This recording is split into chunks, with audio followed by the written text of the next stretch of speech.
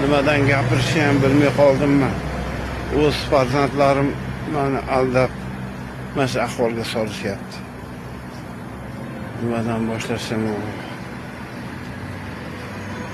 Men yashagan uyim 3-tor ko'cha Sodiq Azimova, Yashnobod tumani buzildi. Evaziga uy berdi. Mana 6 yil ichida men shuni oldim, bolalarim sotib, meni 3 oydan bir aldab yurishibdi meni. Men ko'cha-ko'yda yuraman. Mana hozir Do'ppi degan mehmonxonada. Shu yerga ham boshida ozgina pul to'lab turishdi.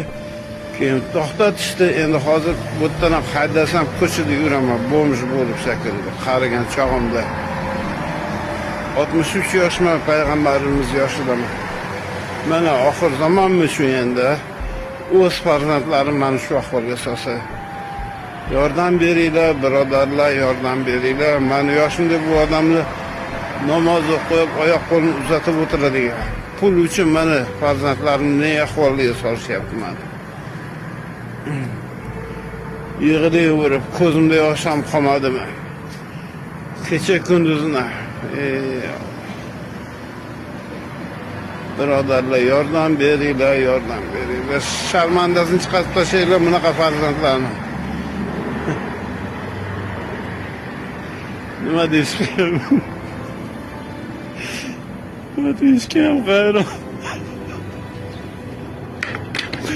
Kechir.